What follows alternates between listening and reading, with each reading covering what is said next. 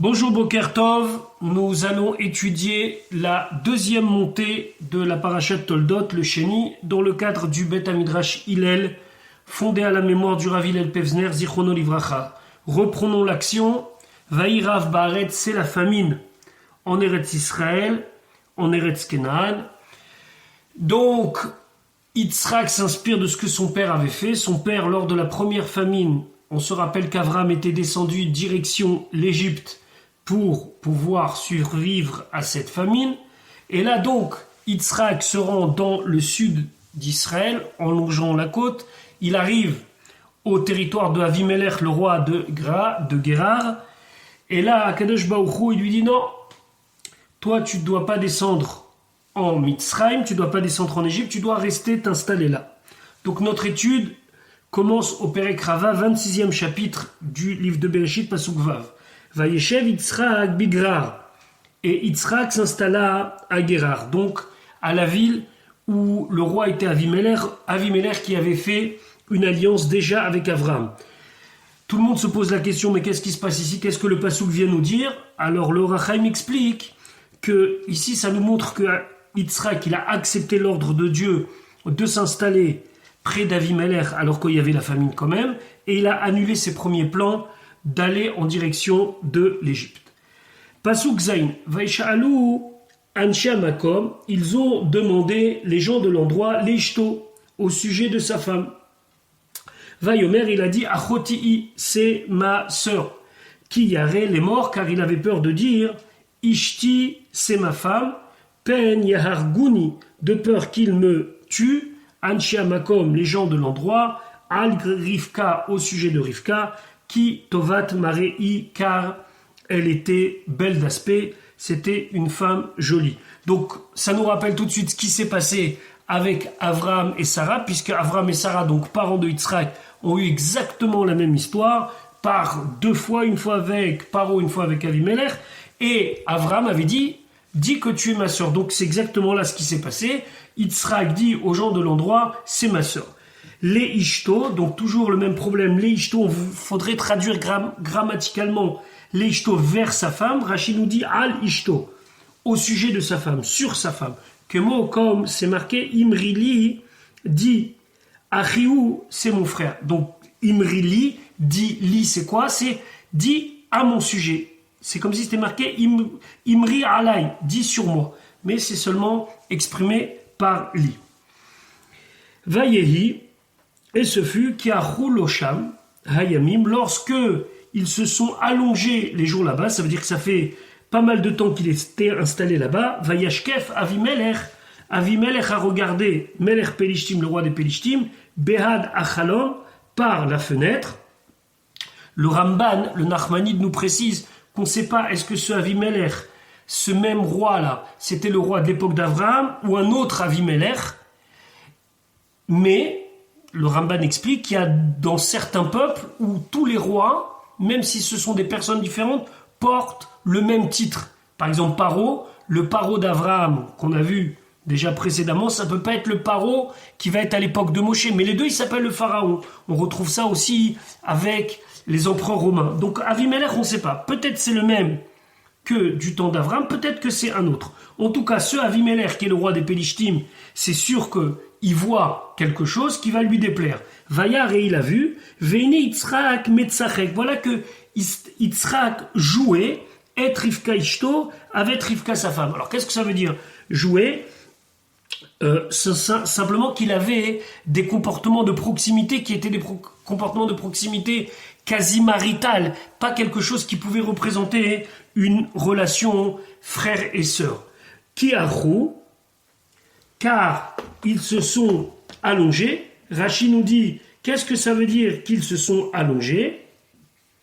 Amar, il s'est dit, Me'ata, maintenant, En lilidog, je n'ai pas à me soucier, Me'achar shelo hanasua darsha, puisque ils ne l'ont pas forcé, ils n'ont pas eu un comportement immoral avec elle jusqu'à maintenant. Velo nizar liot nishmar. Et il a plus fait attention à se garder d'avoir des comportements trop proches avec sa femme. Jusqu'à là, il jouait un petit peu en faisant frère et sœur. Il a vu que le temps était passé, les choses s'étaient un petit peu détendu, on va dire. Donc il s'est dit, bon, ça a l'air d'être calme, je peux un petit peu me relâcher et être plus proche de celle qui est ma femme. Vayashkef Avimelech a regardé, chez Raou Meshamish Mitato, on dit qu'il a vu qu'ils avaient une relation maritale, une relation intime, donc il a compris que c'est pas possible que ça soit un frère et une sœur. Le Abarvanel, il dit, il les a vus simplement rigoler et chahuter, entre guillemets. Et il a compris que cette complicité n'était pas une complicité de frères et de sœurs, mais une complicité beaucoup plus intime. Donc c'est pas qu'il a vu quelque chose de particulier, mais il a senti que je sais pas, leur blague, leur esprit, cette proximité-là, c'était obligatoirement la proximité d'un mari et d'une femme. Réaction d'Avimelech à cette découverte, Pasuk Tet, Vaikra Avimelech, Avimelech appelle les Yitzhak à Yitzhak, Vayomer, et il lui dit, Ach, ine ishtechai. Alors ici, il faut traduire comme ça, Ach, ine, mais voici, ishtechai, c'est ta femme. Je viens de découvrir que maintenant c'est ta femme. Ve'ech, amarta, mais comment c'est possible que tu as dit à tout le monde, Achoti, c'est ma sœur. Vayomer el Yitzhak, Yitzhak, il lui a dit, qui amarti, car j'ai dit comme ça, car je me suis dit, pen amut alea, de peur que je vais être tué à cause d'elle. Donc qui amarti, ça veut dire, car je me suis dit. En vérité, ici, clairement et nettement, il a pensé que ces gens-là, c'était des gens de mauvaise moralité, et donc il l'aurait tué pour pouvoir prendre sa femme. Pasukut, Vayomer Avimelech, il dit, Mazot asit alanu. Qu'est-ce que tu nous as fait? Pourquoi tu nous as trompés? Kim'at shachav, presque, il y en a un qui aurait eu une relation maritale avec elle, Achadaam, un du peuple. Alors, si on traduit un du peuple, ça veut dire n'importe qui. Mais on va voir que Achadaam ici, c'est quelqu'un de particulier dans le peuple. Le quelqu'un de particulier dans le peuple, le personnage qui représente le peuple, c'est le roi. Donc, quelque part, il lui fait comprendre, mais il en fallait très peu pour que je la prenne comme femme. Et ishtecha ta femme, ve'eveta alenu hacham. Et tu nous aurais amené une faute. Et là, Rashi va dire que le ve'eveta ici, il faut même le dire au avar, au passé, en disant que si est arrivé que ta femme a été prise par quelqu'un, alors tu nous as induit en erreur et tu nous as fait faire une faute. Rashi dit Achadaam, un du peuple, mais un dans le sens un particulier du peuple, Ameyuchad Ba'am, celui qui est spécial dans le peuple, Zehamelech, c'est lui. Donc il parlait en vérité de lui-même. Maintenant, Ve'veta alenu hacham, ça veut dire que presque il y en a un de nous qui aurait une relation maritale avec elle. Ve'im shachav, et si il avait eu cette relation-là, Gvar et Veta alenu hacham, tu aurais amené sur nous déjà rétroactivement une faute. Pasuk Yud Aleph. Vaïtzav Avimelech, Avimelech, il a ordonné et kolam, les morts, tout le peuple en disant, Anogea, celui qui touche, Ba'ish Azé, cet homme-là, ou Veishto, ou sa femme, Mot Yumat, il méritera la mort. Ça veut dire quoi, hein?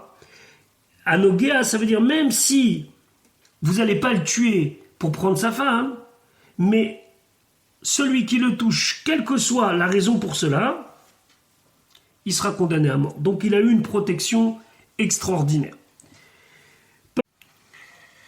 Pasuk Yudbet, Vaïzra, Yitzhak a planté Ba'aret Saïd dans cette terre-là, Vaïmtsa, et donc il a réussi, il a trouvé, dans le sens qu'il a récolté, Bashana Haï, cette année-là, qui, je vous le rappelle, était une année de famine, Mea She'arim, sans mesure de plus que ce qu'il avait évalué. Ça veut dire que s'il avait évalué que dans un champ, il y aurait une unité de mesure, et bien finalement dans ce champ, il y en a eu 100 fois plus.